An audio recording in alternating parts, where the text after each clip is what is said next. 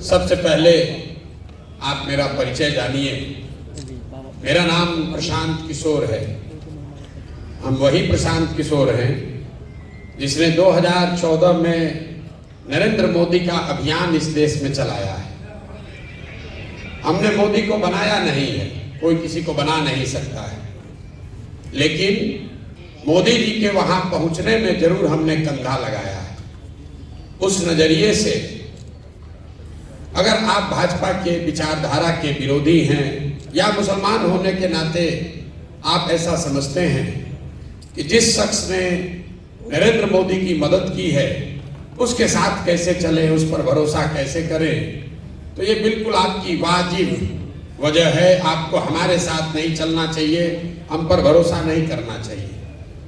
लेकिन अगर आप मेरे परिचय का ये हिस्सा जानते हैं कि 14 में मैंने मोदी जी का अभियान चलाया है, तो आप में से कुछ लोगों को यह भी पता होगा कि 2014 से लेकर 2021 तक इस देश में जहां कहीं भी मोदी भाजपा हारा है, हराने वाला कोई भी हो, चाहे वो बिहार में महागठबंधन हो, पंजाब में कांग्रेस हो, तेलंगाना में केसीआर हो या बंगाल में ममता बनर्जी हो, हराया चाहे जिसने भी हो, उन सब के पीछे भी इसी प्रशांत किशोर ने कंधा लगाया।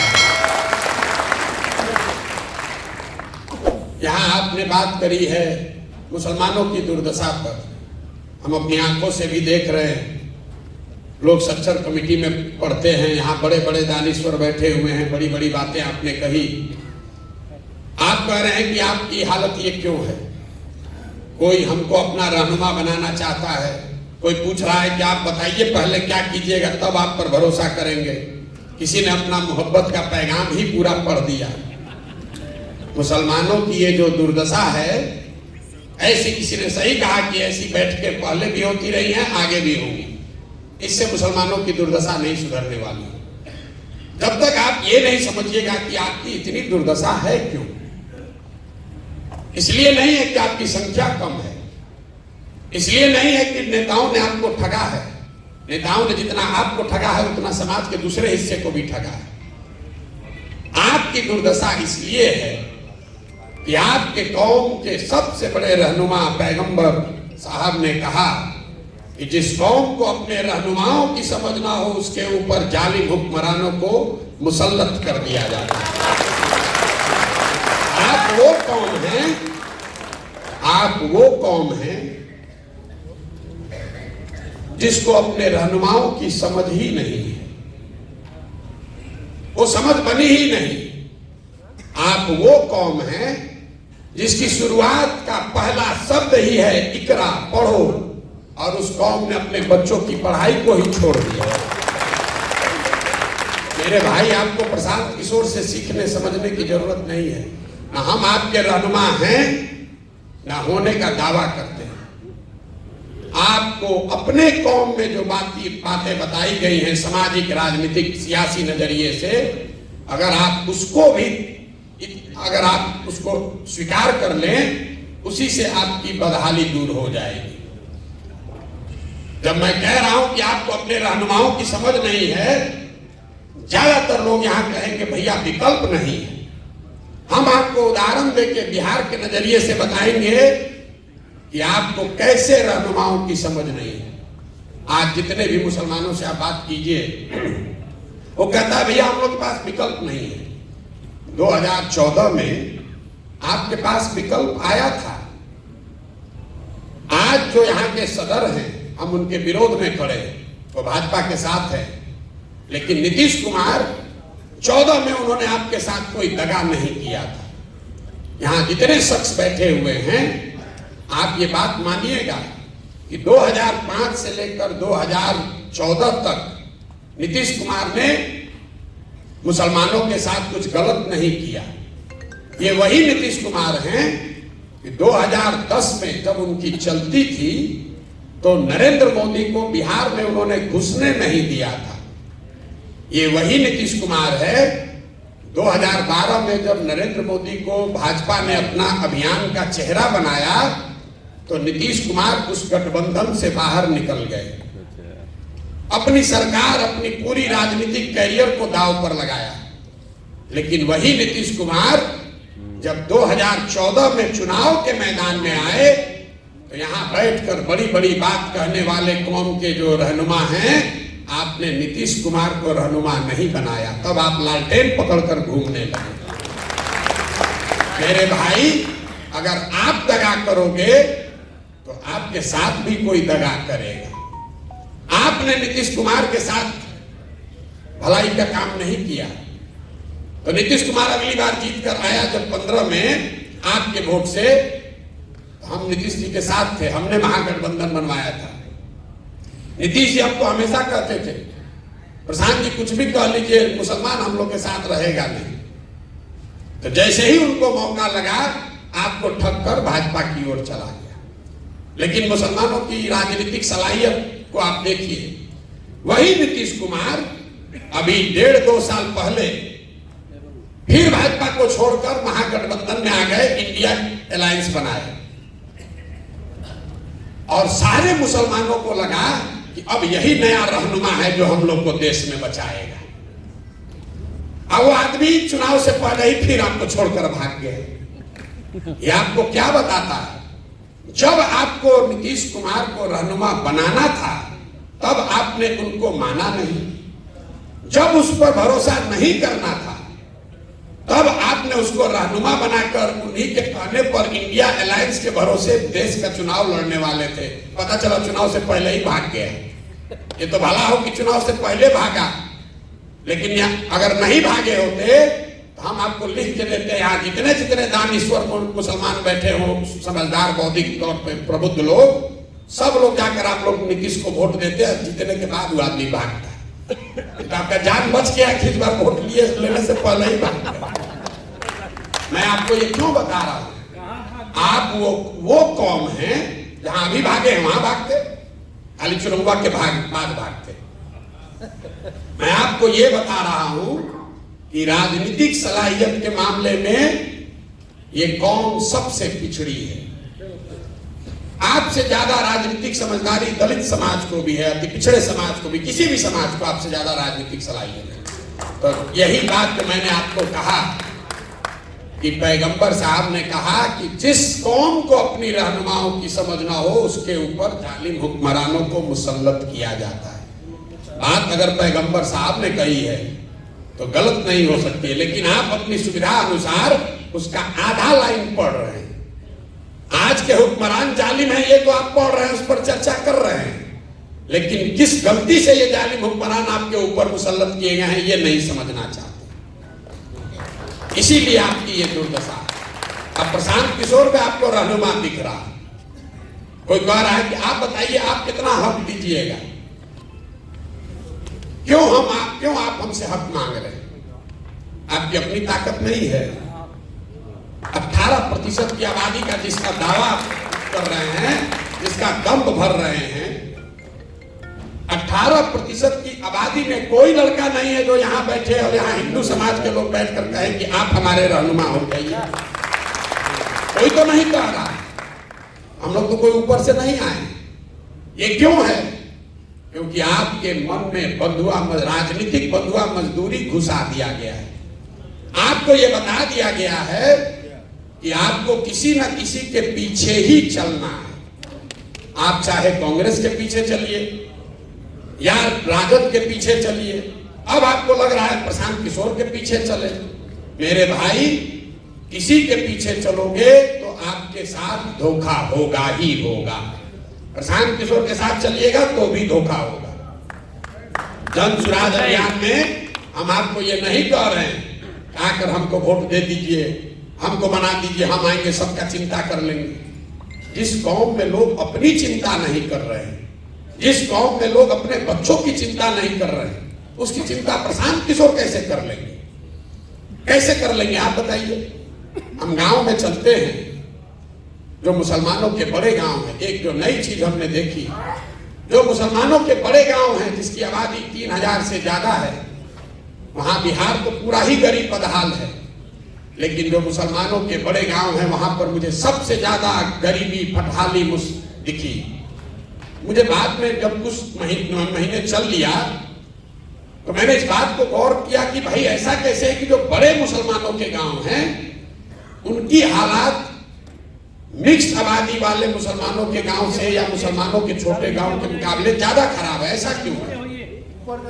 ऐसा इसलिए है, जब हमने उसका अध्ययन कराया तो ये पाया कि जो मुसलमानों के 3000 से ज्यादा आबादी वाले गांव हैं उनको सियासी तौर पर, राजनीतिक तौर पर चिन्हित कर लिया गया है। तो जब कोई जदयू का, भाजपा का विधायक जीत कर आता है तो निश्चित करता है कि उस गांव की ओर मुंह भी न करे, वहां जाए भी ना, वहां काम भी न करे। लेकिन अगर वहां कोई आरजेडी का जीत कर आ गया, कांग्रेस का जीत कर आ गया तो कहता ये तो 3000 वोटवा अपने हाथ में है, ये जाएगा कहां, बगल के गांव में काम कराओ।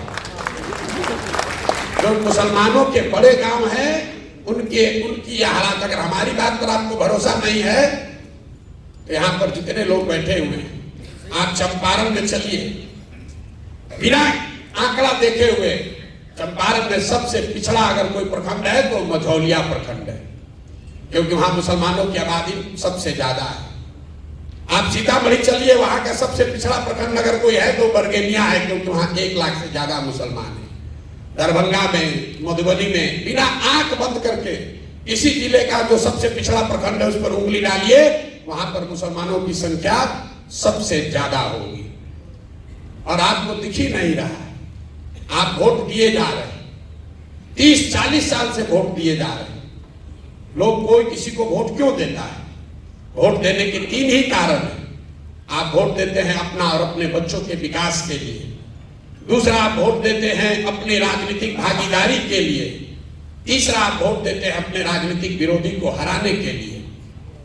आप प्रशांत किशोर धनसुराज को छोड़िए, पिछले 30-35 साल से आप जो कर रहे हैं उसको जरा इन 3 कसौटियों पर कस कर देखिए। यहां बैठा हुआ कोई मुसलमान नहीं कह सकता है कि 30 साल से राजद को, लालटेन को वोट देने से आपके बच्चों का विकास हुआ, कोई नहीं कह सकता। अभी एक एमएलए साहब ने कहा लालू जी के राज में आवाज मिली, बिल्कुल मिली। वो सिर्फ मुसलमानों को नहीं मिली, जितने सामाजिक तौर पर गरीब और पिछड़ा है सबको मिला, और उसके लिए लालू जी का सम्मान होना चाहिए। हम रोज मन से कहते हैं मुसलमानों के भी गांव में, हिंदुओं के भी गांव में, लेकिन लालू जी ने जिन वर्गों को आवाज दी उनके बच्चों को पढ़ाई की व्यवस्था नहीं कराई। लालू जी ने जिन वर्गों को आवाज दी उनको कभी जमीन नहीं दिया। यहां बिहार में भूमि सुधार नहीं लागू किया। लालू जी ने जिनको आवाज दी उनको पैसा पूंजी इनका व्यवस्था नहीं कराया। नतीजा क्या हुआ? आप भीड़ में लालू जी की आवाज बन के रह गए, आपके बच्चों को पढ़ाई रोजगार नहीं हुआ। तो जो काम उन्होंने किया है उसके लिए सम्मान होना चाहिए, लेकिन जो काम नहीं किया उसका भी विवेचना होना चाहिए। आप 30 वर्ष से लालू जी को वोट देते हैं, आंख बंद करके देते हैं, आप कुछ भी दावा करेंगे, सब जानता है। आपको विकास नहीं मिला। मुसलमान कहता है भैया इससे कोई बात नहीं, चलिए कम से कम लगता है कि हम लोग का अपना दल है, भागीदारी हमको है। आप अपने भागीदारी का आलम देखिए। बिहार में जनसंख्या के हिसाब से आपके 40 एमएलए होने चाहिए, हैं 19। ये कोई चिंता का कारण नहीं है मेरी नजर से। ज्यादातर लोग कहेगा भैया हम लोग को टिकट नहीं मिलता इसलिए हम लोग का विधायक कम है।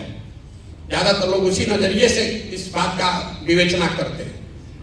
मेरे लिए चिंता का कारण नहीं है कि एमएलए 19 है।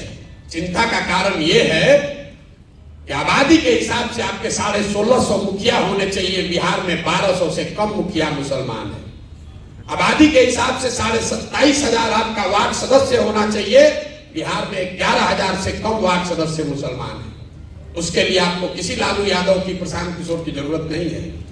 मुखिया का चुनाव लड़ने के लिए, वार्ड सदस्य का चुनाव लड़ने के लिए किसी दल की जरूरत नहीं है। ये क्या दिखाता है? ये दिखाता है कि आपके मन में वो राजनीतिक जो बंधुआ मजदूरी, आपका आत्मविश्वास खींच लिया गया है। आपके और आपके समाज से बच्चे जो हैं वो राजनीति में आ ही नहीं रहे। तो जब आप राजनीति में आ ही नहीं रहे हैं तो आपके हक की चिंता होगी कैसे? जब आपके बच्चे वार्ड सदस्य नहीं बन रहे हैं, आपके बच्चे मुखिया नहीं बन रहे हैं, जिला पार्षद प्रमुख नहीं बन रहे हैं, तो एक के दिन में राज्यसभा में एमपी और मुख्यमंत्री कैसे बन जाएगा? समाज ने उसकी चिंता नहीं की। आप वो कौम हैं जो मदरसे चलाते हैं, यतीम खाने चलाते हैं, लेकिन यहाँ जितने लोग बैठे हुए हैं, आप मुझे बताइए कोई मुसलमानों की ऐसी संस्था, कोई ऐसा प्रयास जहां आप अपने बच्चों को राजनीति सिखाते हैं? आपका मुकाबला है आरएसएस से, संघ से, जो हर दिन देश में 1 लाख से ज्यादा शाखा लगाता है, बच्चों को अभी से सिखा रहा है। उनकी विचारधारा सही हो या गलत, अपनी विचारधारा को बताने के लिए वो देश भर में 1 लाख शाखा लगा रहे हैं। और आप क्या कर रहे हैं? आप बैठ के इंतजार कर रहे हैं कि कोई गठबंधन आए, कोई रहनुमा आए तो हम लोग का तार दे। कैसे होगा रे भाई? आपके कौम में यह लिखा गया है कि बिना जद्दोजहद के जीवन में कुछ हासिल नहीं होता। सलाहियत के लिए, इल्म के लिए, लोगों ने मुझे कहा कि उस जमाने में पैगंबर साहब ने कहा कि अगर चीन जाना है तो चीन भी जाओ, और आज तो आप अपने घर से निकलकर जद्दोजहद करने को नहीं तैयार। आप सोच रहे हैं कि कोई तेजस्वी, कोई प्रशांत किशोर, कोई राहुल गांधी हमारा कौम को उतार दे, हमको आगे बढ़ा दे। कैसे संभव है? नहीं संभव है। अब आप कहिएगा कि भैया हमारी तो संख्या नहीं है, हमारी संख्या नहीं है, हम कैसे चुनाव जीतेंगे? रमसुराज वही आपको फॉर्मूला दे रहा है। हम आपको यहाँ फॉर्मूला बताते हैं, रोज कैमरे पर भी कहते हैं। आपको लग रहा है कि किसके साथ गठजोड़ बनाए, कौन सा राजनीतिक समीकरण बनाएंगे हम चुनाव जीतेंगे? कि भैया हम लोग खड़े हो जाए तो किसके साथ चलेंगे हम लोग चुनाव जीतेंगे? हम आपको उसका फॉर्मूला बता रहे हैं। आपको यह बताया जाता है कि अब कोई हिंदू बचा ही नहीं है जो भाजपाई नहीं है, सब हिंदू भाजपाई हो गया। MY समीकरण किसी शख्स ने बताया, MY समीकरण है, लेकिन उसका ऑर्डर बदल गया है, YM हो गया है। जहां Y खड़ा होता है वहां पूरी मुस्तैदी और ईमानदारी से आप वोट देते हैं। जैसे ही M खड़ा हुआ, आधे से ज्यादा Y समाज के लोग आपको वोट नहीं देते। ताली मत बजाइए, अभी सुन लीजिए पूरी बात। बहुत लोगों को लगेगा कि हम यादवों के खिलाफ बोल रहे हैं ना।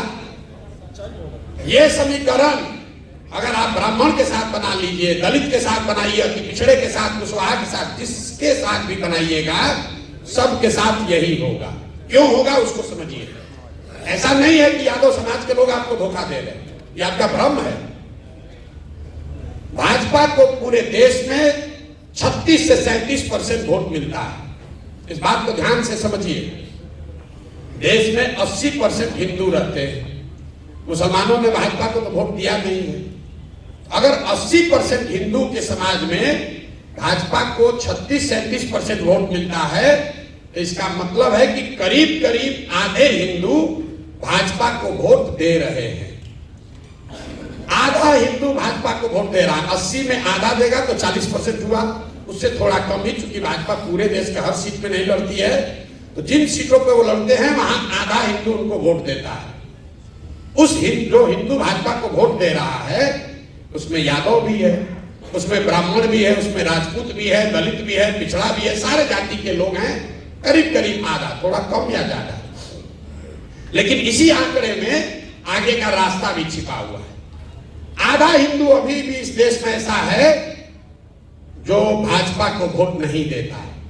आपको सिर्फ इतना ही पहचानना है कि कौन हिंदू है जो भाजपा को वोट नहीं दे रहा है। आप उसको यादव के नजर से देख रहे हैं, ब्राह्मण के नजर से देख रहे हैं, कुशवाहा के नजर से देख रहे हैं। हम उसको कह रहे हैं कि नहीं, उसको विचारधारा के हिसाब से देखो। क्यों?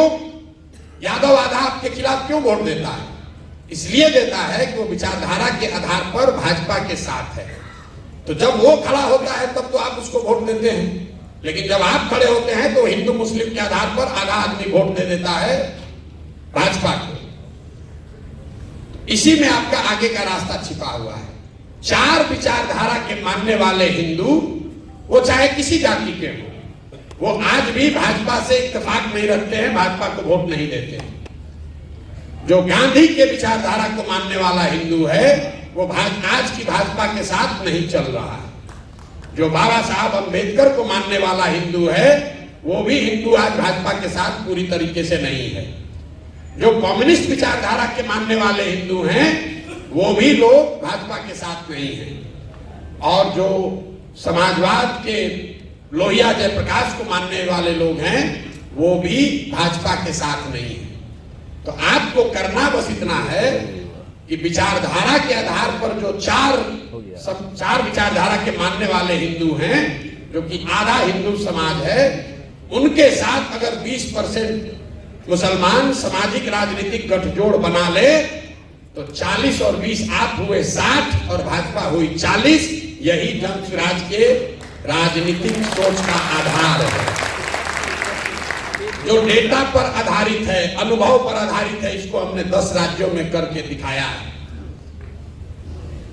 और इसी में आपको फर्क दिखेगा कि जो ओवैसी साहब बता रहे हैं और हम बता रहे हैं, इसमें फर्क क्या है। कई बार लड़के कहते हैं कि आप भी तो वही कह रहे हैं, मुसलमानों के हक की बात कह रहे हैं कि मुसलमान अपने हक हकूक के लिए खड़ा हो। अभी विधायक जी ने भी कहा कि सब मुसलमान इकट्ठा हो जाओ।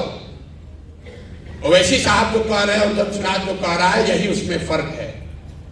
हम मुसलमानों को इकट्ठा होने के लिए नहीं कह रहे हैं, हम ये कह रहे हैं कि मुसलमानों को उन हिंदुओं के साथ इकट्ठा होना है जो विचारधारा के आधार पर भाजपा के खिलाफ है। अगर सिर्फ मुसलमानों को इकट्ठा कीजिएगा जो ओवैसी साहब बता रहे हैं, तो यही बात तो भाजपा चाहती है कि आप सिर्फ 20% इकट्ठा हो जाइए ताकि बाकी का 80 एक साथ हो जाए। तो फार्मूला यहां है। और क्यों गांधी का पिक्चर इसमें लगा हुआ है? हम कोई काम ऐसा नहीं करते हैं जिसका पहले से प्रमाण ना हो। आजादी से पहले बाबा साहब, कम्युनिस्ट के जितने लीडर थे, जितने समाजवादी लीडर थे, जितने कांग्रेसी थे, उन सबको किसी एक विचारधारा, एक व्यक्ति ने एक सूत्र में बांधा, तो उसका नाम है महात्मा गांधी। इसलिए इस पूरे अभियान में सिर्फ और सिर्फ गांधी ही है, कि इनके ही, वो गांधी में ही ताकत है, उस विचारधारा, उस शख्स में ताकत है कि इन 4 विचारधारा के मानने वाले हिंदुओं को इकट्ठा करे, और उसके बाद अगर आपके साथ उसको जोड़ दिया जाए तो आपके पास विचारधारा भी होगी और आपके पास वो संख्या भी होगी ताकि आप राजनीतिक लड़ाई लड़े और जीत सके। यही पूरा प्रयास है। एक शब्द में जन स्वराज आजादी से पहले महात्मा गांधी की जो कांग्रेस थी उसको पुनर्जीवित करने का अभियान है। आपको अच्छा लगे तो इससे जुड़िए। लोग कहता है इन पर भरोसा कैसे करें? बिल्कुल मेरे पर भरोसा मत कीजिए। भरोसा कीजिएगा आप पहले कहें ठगाइएगा। हम पर बिल्कुल भरोसा मत कीजिए। भरोसा आपको अपने आप पर करना है, हम पर भरोसा नहीं करना। हमने कहा, किसी ने भी कहा भागीदारी की बात, तो आपके नजरिए से नहीं कहा, मुसलमानों के नजरिए से नहीं कहा। जन स्वराज का जो संविधान बन रहा है उसमें इस बात को लिखा जा रहा है कि जिसकी जितनी संख्या है उसको उसके हिसाब से भागीदारी, हिस्सेदारी दी जाएगी। टिकट में नहीं, खाली दल बनाने वालों में, दल को चलाने वालों में, दल के जो नेता होंगे वो भी, और दल से जो टिकट पाएंगे वो भी, जो दल से मनोनीत सदस्य होंगे उसमें भी। सिर्फ मुसलमानों के लिए नहीं, सिर्फ मुसलमानों के लिए बात नहीं कह रहे। जो 5 बड़े सामाजिक वर्ग हैं, मुसलमान हैं, सामान्य कैटेगरी के लोग हैं, ओबीसी वर्ग है, ईबीसी वर्ग है और दलित, 5 बड़े समूह हैं। तो ये तय किया गया कि इनको बराबर की हिस्सेदारी दी जाए। तो जन स्वराज का जो मुखिया बनेगा, पहले घोषित है कि प्रशांत किशोर उसके नेता नहीं हो सकते। हम ना उसमें कभी आज नेता है ना आगे नेता होंगे, लेकिन जो मुखिया इसका बनेगा इसी 5 वर्ग में से एक बार एक आदमी कोई बनेगा। अगर एक बार दलित समाज का नेता बना तो अगली बार जो बाकी के 4 बच गए उनमें से बनेगा। तो 5 बार में एक टर्म मुसलमानों का भी होगा। ना आपको आपकी आबादी से ज्यादा, ना आपको आपकी आबादी से कम। यहां बिहार में करीब करीब 65 विधानसभा ऐसी है जहां 50,000 से ज्यादा मुसलमान हैं, और वहां ज्यादातर 2/3 से ज्यादा उन सीटों पर हिंदू विधायक जीत कर आए हुए। वो क्यों आए हुए? कोई हम आगे थोड़ी ना आपका वोट काट लिए। ऐसा नहीं है कि हम आपका वोट काट लिए। मैं आपको उदाहरण के तौर पे बताता हूं। यहाँ कोई मधुबनी का कोई बैठा होगा, मधुबनी शहरी क्षेत्र में कितने मुसलमानों का वोट है? 1,10,000। वहां पर वैश्य समाज के 9,000 लोग रहते हैं। आरजेडी ने वैश्य समाज के किसी व्यक्ति को वहां टिकट दिया। वैश्यों में कम से कम 50% लोगों ने तो हिंदू होने के नाम पर भाजपा को वोट दिया ही होगा। वहां पर आप कहिए हमारे पास विकल्प नहीं था। मधुबनी में अब्दुल्ला साहब हैं जो अभी डिप्टी मेयर है ना, अमानुल्लाह साहब जो वहां पर डिप्टी मेयर है, वो चुनाव में खड़े हुए इंडिपेंडेंट कैंडिडेट के तौर पर, और 1,10,000 मुसलमानों की आबादी वाले मधुबनी में उनको 8,000 या 9,000 वोट आया।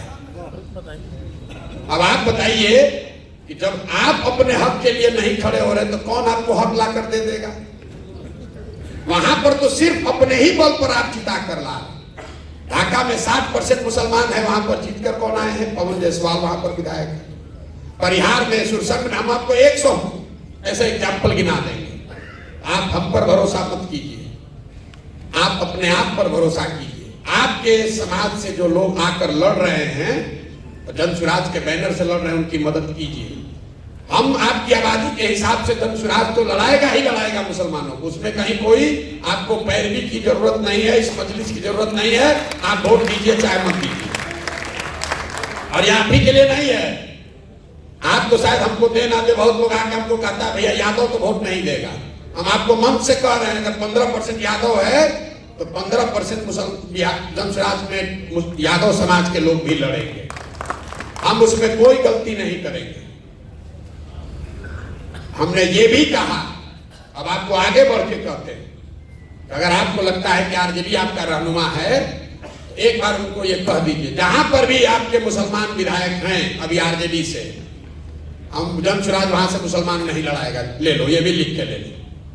हम आपका वोट नहीं बांटना चाहते हो, दे के दिखाएं जरा। आपको बात समझ में नहीं आई? हमने ये कहा कि हम तो 40 देंगे ही देंगे, 18% के हिसाब से 45। इसके अलावा अगर कहीं आपका विधायक है, आरजेडी रिपीट करती है, तो हम खुले मन से दावा कर रहे हैं, हम वहां मुसलमान नहीं लड़ाएंगे। आप इनको दम नहीं है, हम नहीं देंगे। अरे ये इनको दम नहीं है। आप मेरे भाई किरासन तेल हैं, आप किरासन तेल हैं, बुरा नहीं मानिएगा। जल आप रहे हैं, रोशनी कहीं और हो रही है। जल आप रहे हैं, रोशनी कहीं और हो रही है। तो एक बार अपने और अपने बच्चों के लिए सजग होइए, अपने बच्चों के लिए सजग होइए। कोई प्रशांत किशोर आपके और आपके समाज की तकदीर नहीं बदल सकता है। मौलाना आजाद पंडित नेहरू के कांग्रेस में नहीं थे। मौलाना आजाद उस कांग्रेस में थे जिसमें पंडित नेहरू भी थे। मुसलमानों को ये पीछे चलने की आदत लग गई है। अब कह रहे हैं प्रशांत किशोर के पीछे चलेंगे। हमरा पीछे चल के क्या कीजिएगा? और आप कहते हैं कि हमारा वोट बैंक की तरह इस्तेमाल होता है। इस्तेमाल इसलिए होता है कि आपकी वही मानसिकता है। आप हमसे आए हैं सौदा करने कि हमको टिकट दीजिए, हम आपको वोट देंगे। हम आपको कह रहे हैं हम आपको वोट आपका हमको नहीं चाहिए, आप टिकट ले लीजिए। आप वोट जाके लालटेन को एक बार और दे दीजिए, लेकिन जीतेगा जन स्वराज ही।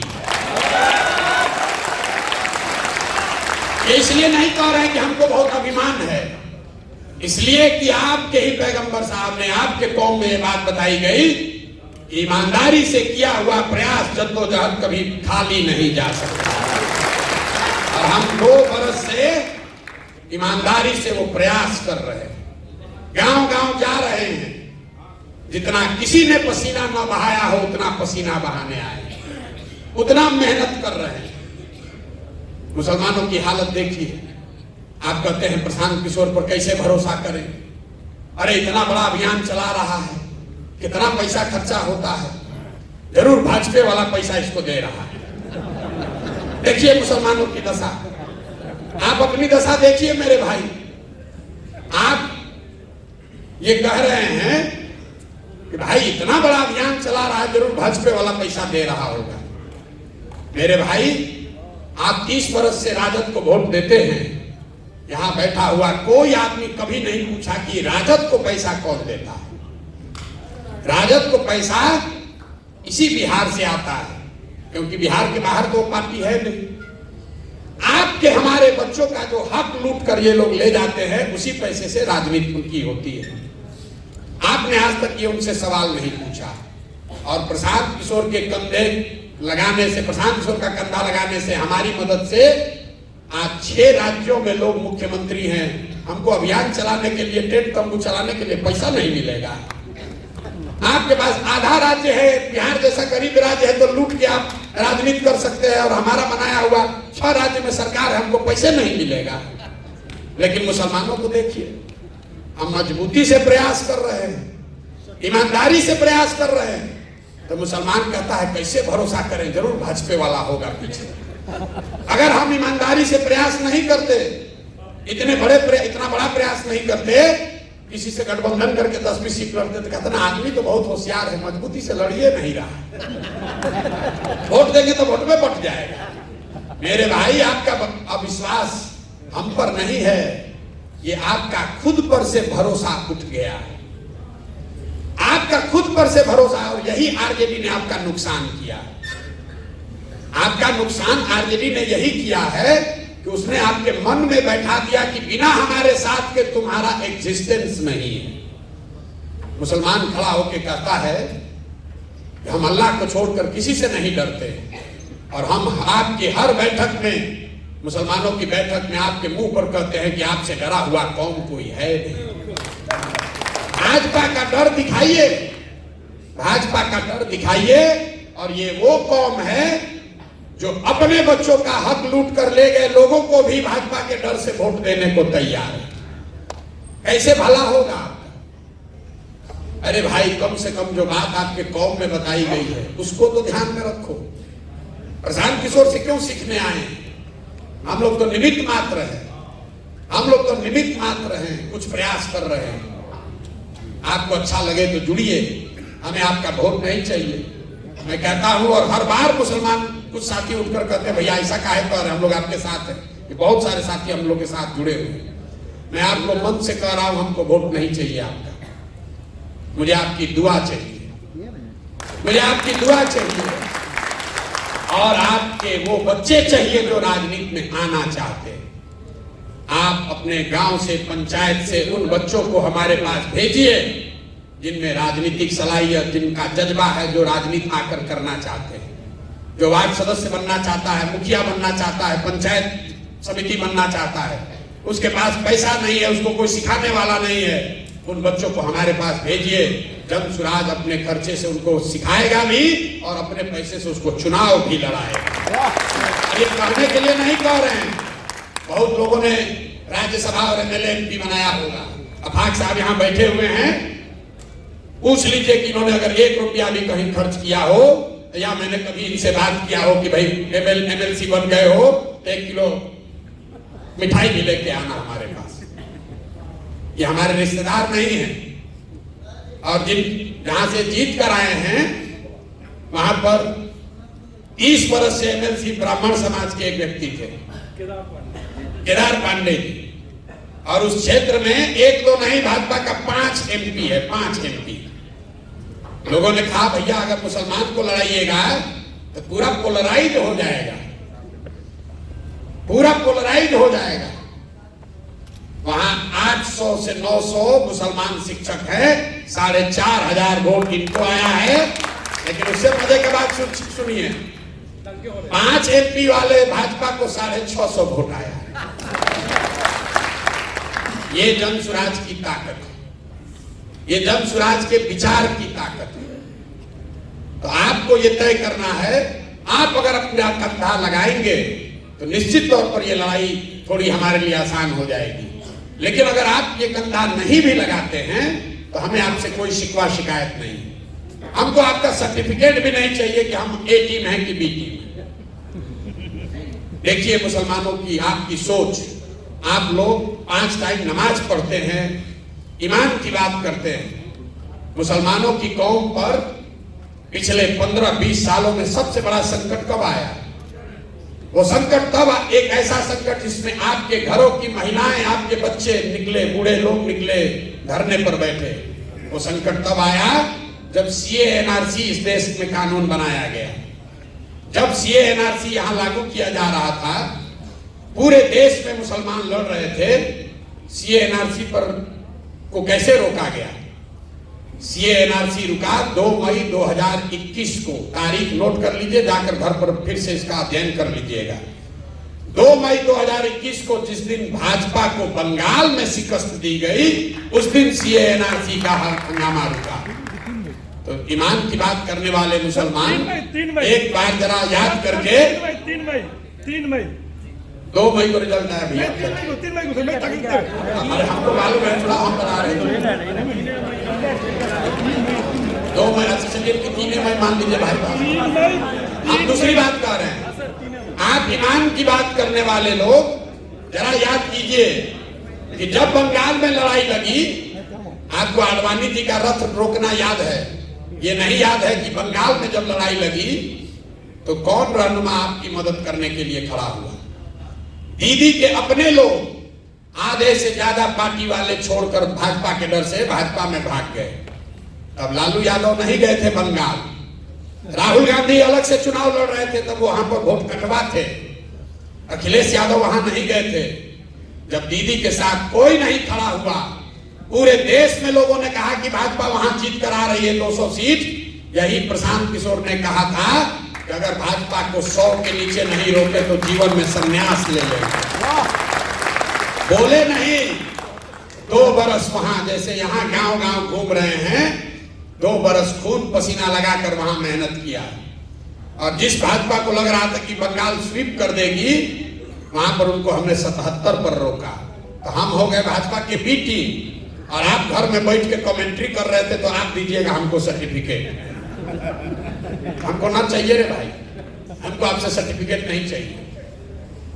जब हम लोग गांव में चलते हैं, मुस्लिम महिलाएं मिली कई जगह। लोग कहते हैं भैया देखते हैं नहीं सड़क कितना खराब है, अगर प्रसव की पीड़ा हो जाए तो अस्पताल पहुंचने में आधा जाम निकल जाता है। नाली गली की हालत आप किसी भी बड़े मुसलमान गांव में जाकर देख लीजिए, क्या दुर्दशा है। अस्पताल स्कूल की तो बात ही मत कीजिए। जब बहुत लोगों से सुन लेते हैं तो मैं उनसे पूछता हूं कि अभी 1.5 बरस तक सड़क के मंत्री कौन थे? तेजस्वी यादव। नाली गली ग्रामीण कार्य मंत्री कौन थे? तेजस्वी यादव। अस्पताल का मंत्री कौन था? तेजस्वी यादव। शिक्षा का मंत्री कौन है? चंद्रशेखर यादव, वो भी लालटेन की। किसने रोका था उनको 1.5 बरस में आपके गांव में सड़क बनाने से? ये बता दो। और अगर उन्होंने नहीं बनाया, ये उनकी गलती नहीं है। गलती ये है कि उन्होंने नहीं बनाया, इसके बावजूद आपने सबने जाकर फिर उसी लालटेन को वोट दबाया। आपको अपने महिलाओं की, बच्चों की चिंता नहीं है। भाजपा के डर से जाकर लालटेन का बंधुआ मजदूरी कर रहे हैं और सोच रहे हैं कि कोई आकर हम लोग को सुधार देगा। नहीं सुधरेगा। जब आप खड़े होंगे, आप सजग होंगे तो सुधरेगा। जन सुराज से आपको क्या मिल सकता है? भागीदारी जब मिलेगी तब मिलेगी, छोड़िए वो सब बात। एक चीज आप आजमा कर देख लीजिए, जन सुराज से आपकी राजनीतिक बंधुआ मजदूरी खत्म होगी। हम आपको कुछ दे ना दे, जो लोग आपको बंधुआ मजदूर की तरह अभी तक ट्रीट कर रहे थे, अब कल से आपको पूछने लगेंगे। अगर हमारी बात पर भरोसा नहीं है, यहां पर अभी जाने से पहले एक हमारे साथ सेल्फी ले लीजिएगा और उसको खाली फेसबुक पर डाल दीजिए। और आरजेडी का ब्लॉक से लेके और जिला तक फोन करेगा, अरे काहे नाराज है भाई, काहे गए थे धनसुराज, कि प्रशांत किशोर से काहे मिलने गए थे? और कुछ हो चाहे नहीं, जब व्यवस्था बनेगी, जब चुनाव जीतेंगे, आपके लिए करेंगे नहीं करेंगे तो भविष्य की बात है। जन सुराज आपकी वो राजनीतिक बंधुआ मजदूरी खत्म कर रहा है, क्योंकि कोई आपको अब ये नहीं कह सकता है कि हमको नहीं लोगे तो जाओगे कहां। मुसलमान खड़ा होकर कह सकता है कि हमारा काम करो, नहीं करोगे तो जनसुराज में चले जाएंगे। ये कहना तो शुरू करो भाई। आपका इसी से सबसे बड़ा फायदा होगा। वोट देते रहिए आरजेडी को, कोई दिक्कत नहीं है, लेकिन ये कहिए तो कि भाई ना करोगे तो जनसुराज में चले जाएंगे। आप आधा कष्ट तो उसी से दूर हो जाएगा आपका। ये बात मान लीजिए आपका आधा कष्ट न दूर हो जाए, जो विधायक आपको 2 बड़ी से फोन नहीं किया होगा, आज के बैठक के बाद आपको फोन करेगा, लिखना करेगा ही करेगा। काहे भाई, काहे नाराज हो? जो लोग हमसे जुड़े हैं सबके पास फोन आता है कि नहीं आता है? जो लोग जुड़े हैं बताइए। और जो चिट्ठी निकला है आरजेडी का, वही किरासन तेल जो लीक होना शुरू हुआ है लालटेन से, उसी की घबराहट है। सबसे ज्यादा जनसुराज में तो भाजपा का लोग ज्वाइन किया, आपको ये भी बता देते हैं। जनसुराज में सबसे ज्यादा भाजपा का संगठन का आदमी ज्वाइन किया, लेकिन भाजपा वाला थोड़ा चालाक है, थोड़े दिन के बाद चिट्ठी निकालेगा। लेकिन लालटेन वाले देख रहे, अरे बाप रे, किरासन तेल सब निकला, अरे तो सब मुसलमान यहाँ छोड़ के भागने लगा। क्योंकि 30 वर्ष से आपको विकल्प के अभाव में बंधुआ मजदूरी आपसे कराई गई है, उससे निकलिए।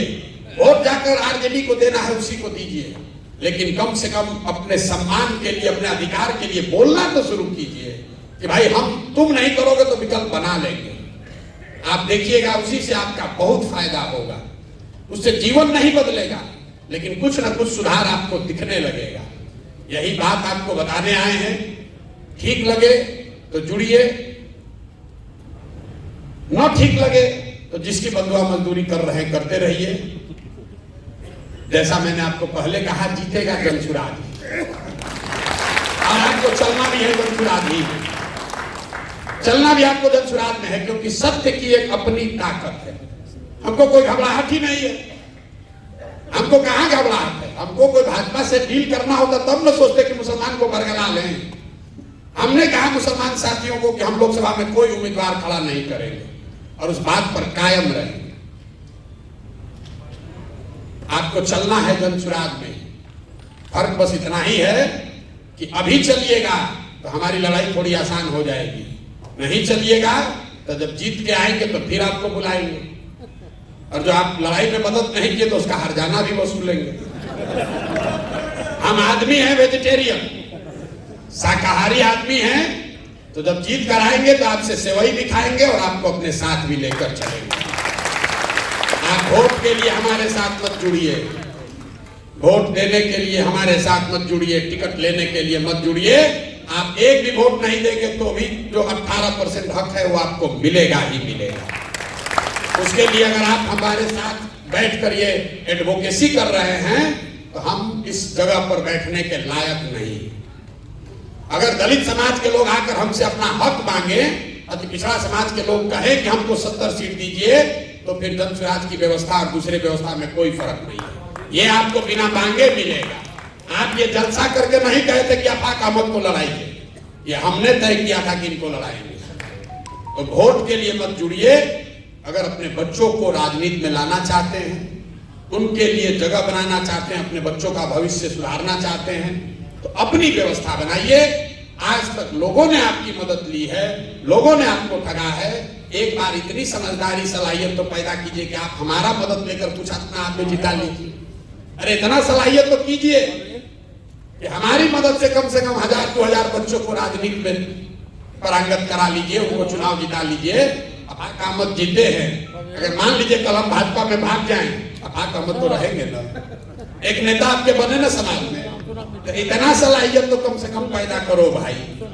लोगों ने आपका इस्तेमाल किया है, अब आपके सामने अवसर है। आप इस व्यवस्था का, मेरी समझ का, सलाहियत का, संसाधन का फायदा उठाइए और अपने समाज के बच्चों को राजनीति में जोड़िए, तभी सुधार होगा, नहीं तो सुधार हो नहीं सकता है। आप सब आए, आपने हमारी बात सुनी। अब आप में से जिसका जिसका जो सवाल है आप सवाल कर सकते हैं।